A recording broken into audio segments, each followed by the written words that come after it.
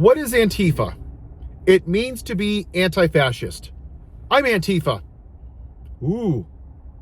According to the orange pig in the White House, I'm part of a terrorist organization now. Listen to Benny Thompson during a congressional hearing describe what Antifa is and who's in it, and then let's talk. Any domestic terrorist organization that poses a threat to the homeland as we speak. I'd say the first one, President Trump had just announced executive order domestic terrorist organization, Antifa. That's our primary concern right now. All right, that's what President Trump did. What does the FBI say? We share the same view. When you look at the data right now, you look at the domestic terrorist threat that we're facing, right now, what I see from my position is that's the most immediate violent threat that we're facing on the domestic side. So where is Antifa headquartered? What we're doing right now with the organization. Where in the United States does Antifa exist? Yep. If it's a terrorist organization and you've identified it as number one. We are building out the infrastructure right now. So what does that mean? We trying to get the information. You say Antifa is a terrorist organization. Tell us as a committee, how did you come to that?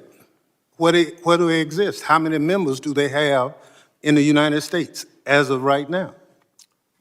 Well, that's very fluid. It's ongoing for us to understand that. The same, no different than Al-Qaeda and ISIS. No, I don't want you. I'll ask one question, sir. I just want you to tell us. If you said Antifa is the number one domestic terrorist organization operating in the United States, I just need to know where they are, how many people.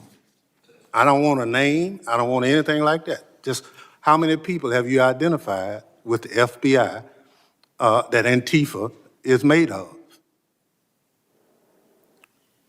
Well, the investigations are active. Sir, you wouldn't come to this committee and say something you can't prove, I know. I know you wouldn't do that. But you did.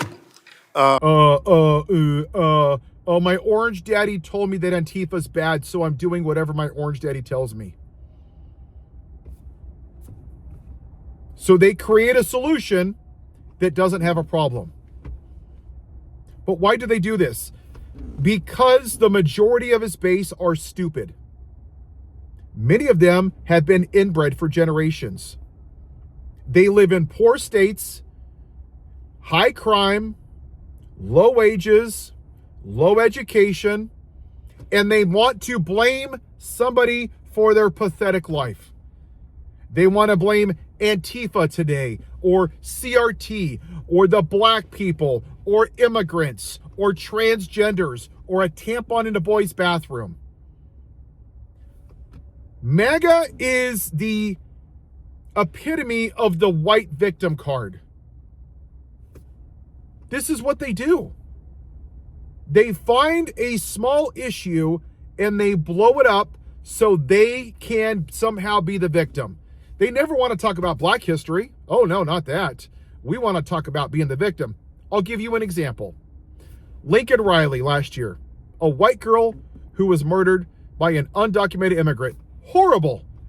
And I wish we had gun reform so that would have never happened. But that's another conversation.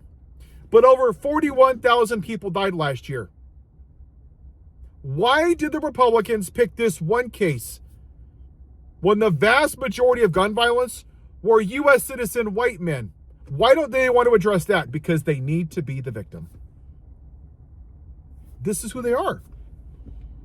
Black Lives Matter.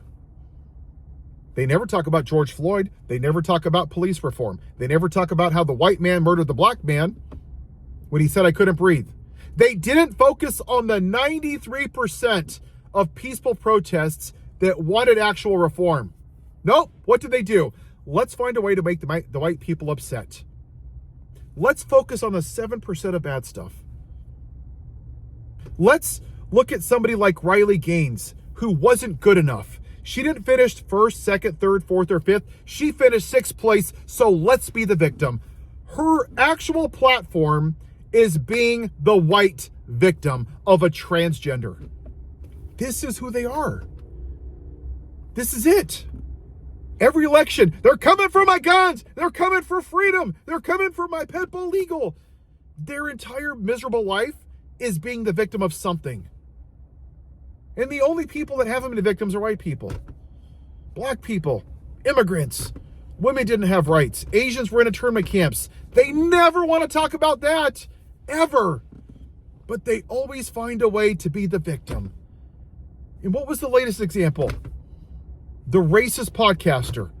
How many white women went into Starbucks, tears pouring out of their eye like their mom just died? I wouldn't put his name on a coffee cup. I'm going to throw all my Starbucks cups in the garbage because I have to be the victim of nothing. Literally 2 weeks before, 7-year-olds were murdered in a damn Catholic church. And all they got was thoughts and prayers. Officers died after January 6th. Thoughts and prayers. But let's cherry pick this one case and be the victim. This is how the Republican Party has got here. To think that their version of the traditional family values, i.e. white America, a white kid at a white ice cream shop sitting next to a white officer being served by a white bartender or ice cream server. That's it. And they feel like their whiteness is going away, so they're going to complain and scream and kick like little crybabies because I want white America. I mean, traditional family values. That's all it is. It's gaslighting. And his base gobbles it up because they just can't imagine a world where their whiteness isn't the center of this universe. Have a good day.